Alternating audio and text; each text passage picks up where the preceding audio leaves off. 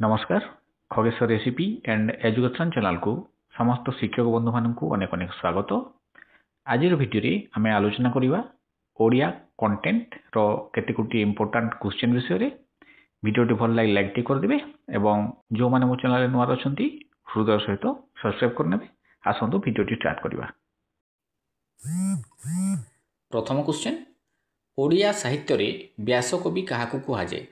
Option A Radhanath, B Madhusudan, C Fakirmohan, D Gangadhar.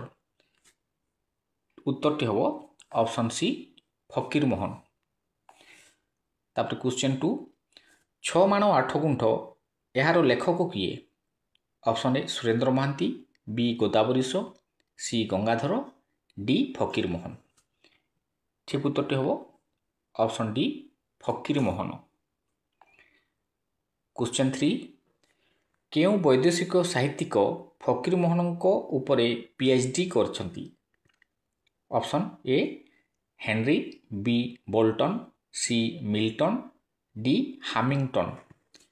ठीक उत्तरटी हम option B Boulton. Question 4, Fakirmohan केउ गल्प नारी शिक्षा उपरे आलोकपात करिछि? Option A Sabhya Jamidar, B Dakmunshi, C Rebati, D Garudi Mantra. ठीक उत्तरटी हम option C Rebati. Question 5, Fakir Mohan जड़े निरुता ओडिया कवि बोली काहेकि कहा जाए? ऑप्शन ए से ओडिया रे लिखिछंती, बी से ओडिया भाषा छड़ा आउ किछि भाषा जान नथिले, सी तांको लेखारे ओडिया जनजीवन प्रतिफलित, डी से ओडिया भाषारू केवल शब्द चयन और ओडिया समाजरू चरित्र ग्रहण करछंती। ठीक उत्तरटी हम ऑप्शन डी से ओडिया भाषारू केवल शब्द चयन और ओडिया समाजरू चरित्र ग्रहण करछंती। तारे क्वेश्चन 6, फकीरमोहन केउ वृत्ति ग्रहण करी ओडिशार विभिन्न स्थान देखिबार सुजोग पाइथिले? ऑप्शन ए मुख्यमंत्री, बी सेनापति, सी देवान, डी ऑफिसर। ठीक उत्तरटी हम ऑप्शन सी देवान। क्वेश्चन 7, फकीरमोहन केतोटी उपन्यास लिखिथिले? ऑप्शन ए गोटिए, बी दुईटी, सी तीनोटी, डी चारोटी। ठीक उत्तरटी हम ऑप्शन डी चारोटी। क्वेश्चन 8, फकीरमोहन केतोटी क्षुद्र गल्प लिखिथिले? ऑप्शन ए 10टी, बी 12टी, सी 21टी, डी 20टी। उत्तरटी हम ऑप्शन डी 20टी। तापर क्वेश्चन 9, अवसर बासरे एहार कवि किए? Option A Sitakant, B Kamalakant, C Akhilmohan, D Fakirmohan. ठीक उत्तरटी option D Fakirmohan. Question 10, John Boulton Fakirmohan को केउ पुस्तक को इंग्राजी रे अनुवाद करछंती? ऑप्शन ए 6 माण 8 गुंठ, बी प्रायश्चित, सी आत्मचरित, डी लछमा। ठीक उत्तरटी हम ऑप्शन सी आत्मचरित। क्वेश्चन 11, फकीरमोहन को ओडिया साहित्यर केउ विभागर स्रष्टा कहा जाए? ऑप्शन ए क्षुद्र गल्प, बी उपन्यास, सी क्षुद्र कविता, डी आत्मचरित। ठीक उत्तरटी हम ऑप्शन ए क्षुद्र गल्प। तापर क्वेश्चन नंबर 13, केउ पुस्तकटी गंगाधर मेहेरको लेखा नुहे? Option A Tapaswini, B Kedargauri, C Indumati, D Pranay Ballari. ठीक उत्तरटी हम option B Kedar Gauri. Question 14, गंगाधरको काव्यर पृष्ठभूमि कौन? ऑप्शन ए प्राच्य संस्कृति और प्राच्य दर्शन, बी ପାଶ୍ଚାତ୍ୟ ସଂସ୍କୃତି ଓ ପାଶ୍ଚାତ୍ୟ ଦର୍ଶନ, ସି ଭାରତର ସଂସ୍କୃତ ଓ ସଂସ୍କୃତି, ଡି କିଛି ପ୍ରାଚ୍ୟ ଓ କିଛି ପାଶ୍ଚାତ୍ୟ ସଂସ୍କୃତି। ଠିକ୍ ଉତ୍ତରଟି ହେବ ଅପସନ୍ ସି ଭାରତର ସଂସ୍କୃତ ଓ ସଂସ୍କୃତି। କ୍ୱେଶ୍ଚନ୍ 15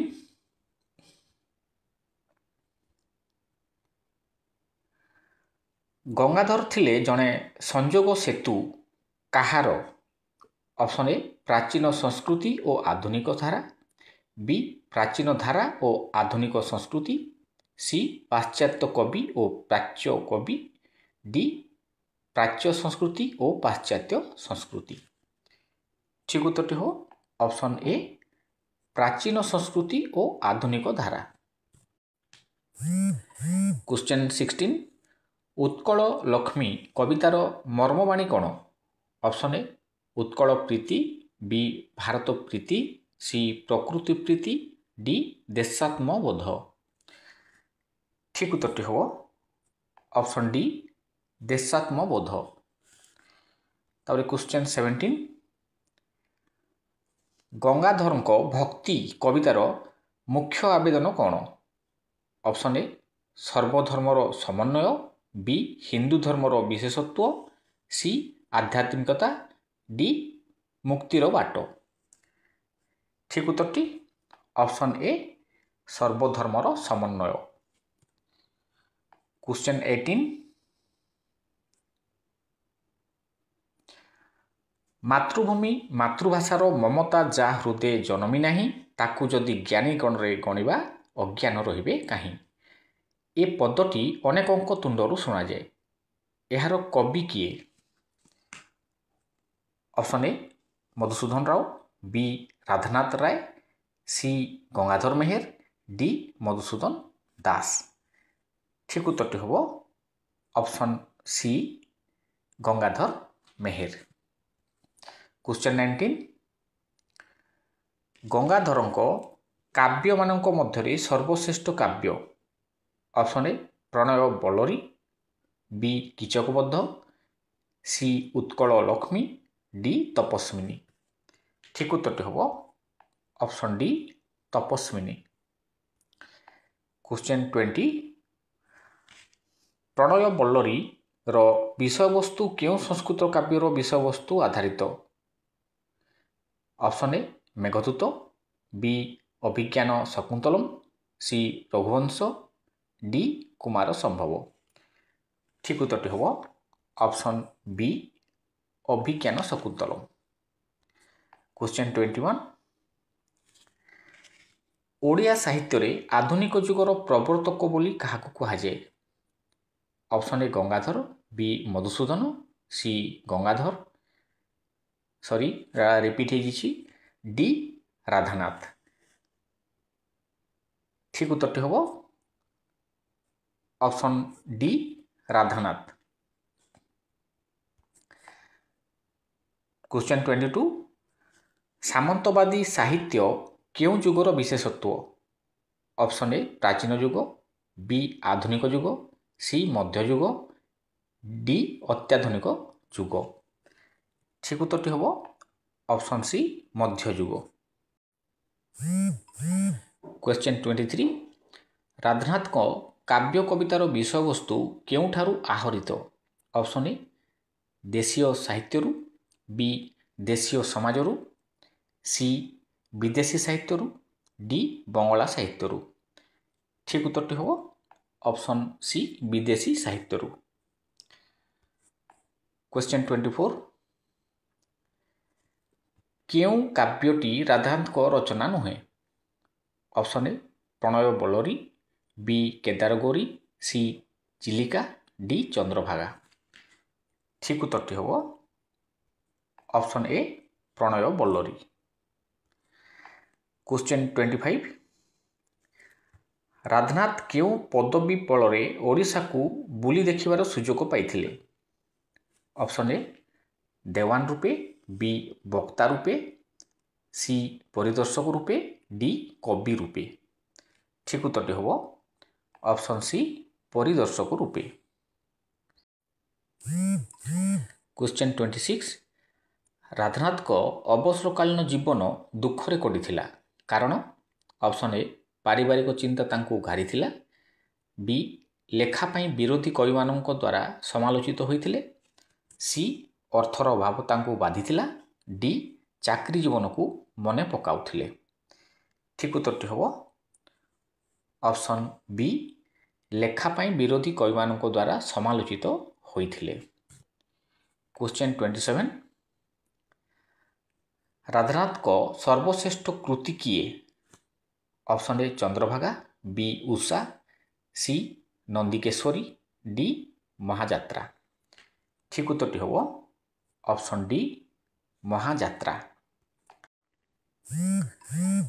କ୍ୱେଶ୍ଚନ୍ 28 ମହାଯାତ୍ରାରେ ରାଧାନାଥ କେଉଁ ବିଷୟରେ ବର୍ଣ୍ଣନା କରିଛନ୍ତି? ଅପସନ୍ ଏ ପାଣ୍ଡବମାନଙ୍କ ସ୍ୱର୍ଗାରୋହଣ, ବି ସୀତାଙ୍କର ନିର୍ବାସନ, ସି ଚନ୍ଦ୍ରଭାଗାର ଲମ୍ଫ ପ୍ରଦାନ, ଡି ଜୟନ୍ତଙ୍କର ପରାଜୟ। ଠିକ୍ ଉତ୍ତରଟି ହେବ ଅପସନ୍ ଏ ପାଣ୍ଡବମାନଙ୍କ ସ୍ୱର୍ଗାରୋହଣ। କ୍ୱେଶ୍ଚନ୍ 29 ରାଧାନାଥୀୟ ଧାରାର ବିଶେଷତ୍ୱ କ'ଣ? ଅପସନ୍ ଏ ଅନ୍ତ୍ୟବର୍ଣ୍ଣର ମିଳନ, ବି ଉପାଧାର ମିଳନ, ସି ଅଳଙ୍କାରର ପ୍ରୟୋଗ, ଡି ଛନ୍ଦର ପ୍ରାଧାନ୍ୟ। ଠିକ୍ ଉତ୍ତରଟି ହେବ ଅପସନ୍ ବି ଉପଧାର ମିଳନ। କ୍ୱେଶ୍ଚନ୍ 30 ରାଧାନାଥଙ୍କର କେଉଁ କାବ୍ୟଟି ବ୍ୟଙ୍ଗାତ୍ମକ? Option A Darbar, B Chilika, C Chandrabhaga, D Kedargauri. ଠିକ୍ ଉତ୍ତରଟି option A Darbar. Question 31 Nilashaila ଉପନ୍ୟାସର ସ୍ରଷ୍ଟା କିଏ? Option A Kanhucharan, B Gopinath, C Surendra Mohanty, D Fakirmohan. ଉତ୍ତରଟି ହେବ option C Surendra Mohanty. Question 32 Surendra ମହାନ୍ତିଙ୍କ ଆତ୍ମଜୀବନୀର ନାମ କ'ଣ? ଅପସନ୍ ଏ ମୋ ସମୟର ଓଡ଼ିଶା, ବି ଅର୍ଦ୍ଧ ଶତାବ୍ଦୀର ଓଡ଼ିଶା ଓ ତହିଁରେ ମୋ ସ୍ଥାନ, ସି ପଥ ଓ ପୃଥିବୀ, ଡି ସଂସାର ପଥେ। ଠିକ୍ ଉତ୍ତରଟି ହେବ ଅପସନ୍ ସି ପଥ ଓ ପୃଥିବୀ। କ୍ୱେଶ୍ଚନ୍ 33 ସୁରେନ୍ଦ୍ର ମହାନ୍ତି ସାହିତ୍ୟ ପାଇଁ କି ପୁରସ୍କାର ପାଇଥିଲେ? ଅପସନ୍ ଏ କେନ୍ଦ୍ର ସାହିତ୍ୟ ଏକାଡେମୀ ପୁରସ୍କାର, ବି ଓଡ଼ିଆ ସାହିତ୍ୟ ଏକାଡେମୀ ପୁରସ୍କାର, ତାପରେ ସି ସରସ୍ୱତୀ ସମ୍ମାନ ପୁରସ୍କାର, ଡି ଜ୍ଞାନପୀଠ ପୁରସ୍କାର। ଠିକ୍ ଉତ୍ତରଟି ହେବ ଅପସନ୍ ଏ କେନ୍ଦ୍ର ସାହିତ୍ୟ ଏକାଡେମୀ ପୁରସ୍କାର। କ୍ୱେଶ୍ଚନ୍ 34 କେଉଁଟି ସୁରେନ୍ଦ୍ର ମହାନ୍ତିଙ୍କ ଉପନ୍ୟାସ ନୁହେଁ? ଅପସନ୍ ଏ ହା ଅନ୍ନ, ବି ମରାଳର ମୃତ୍ୟୁ, ସି ରୁଟି ଓ ଚନ୍ଦ୍ର, ଡି ଅନ୍ଧ ଦିଗନ୍ତ। ଠିକ୍ ଉତ୍ତରଟି ହେବ ଅପସନ୍ ଏ ହା ଅନ୍ନ। କ୍ୱେଶ୍ଚନ୍ 35 କେଉଁ ଉପନ୍ୟାସଟି ଗୋପୀନାଥ ମହାନ୍ତିଙ୍କ ଉପନ୍ୟାସ ନୁହେଁ? ଅପସନ୍ ଏ ଅମୃତର ସନ୍ତାନ, ବି ପରଜା, ସି ମାଟି ମଟାଳ, ଡି ଅଦେଖା ହାତ। ଠିକ୍ ଉତ୍ତରଟି ହେବ ଅପସନ୍ ଡି ଅଦେଖା ହାତ। କ୍ୱେଶ୍ଚନ୍ 36 ଚାକିରିଆ ଜୀବନର କାହାଣୀ ଗୋପୀନାଥ ମହାନ୍ତିଙ୍କର କେଉଁ ଉପନ୍ୟାସରେ ଅଛି? Option A Mati Matala, B Paraja, C Danapani, D Amrutara Santana. ଠିକ୍ ଉତ୍ତରଟି ହେବ option C Danapani. Question 37 Gopinath ମହାନ୍ତିଙ୍କର ଉତ୍କଳମଣି ଗୋପବନ୍ଧୁ ପୁସ୍ତକଟି ବେଶ୍ ମନଛୁଆଁ ହୋଇଛି କାହିଁକି? ଅପସନ୍ ଏ ଗୋପବନ୍ଧୁଙ୍କ ଜୀବନୀ ଅଛି, ବି ଗୋପବନ୍ଧୁଙ୍କ ଜୀବନୀର ବିଭିନ୍ନ ଦିଗ ଅଛି, ସି ଗୋପବନ୍ଧୁଙ୍କ ସେବକ ମୁଖର ସରଳ ଭାଷା, ତାପରେ ଡି ସୁନ୍ଦର ବର୍ଣ୍ଣନା ଶୈଳୀ। ଠିକ୍ ଉତ୍ତରଟି ହେବ ଅପସନ୍ ସି ଗୋପବନ୍ଧୁଙ୍କ ସେବକ ମୁଖର ସରଳ ଭାଷା। ନେକ୍ସଟ 38 ଓଡ଼ିଶାର କେଉଁ ଲେଖକ ପ୍ରଥମେ ଜ୍ଞାନପୀଠ ପୁରସ୍କାର ପାଇଥିଲେ?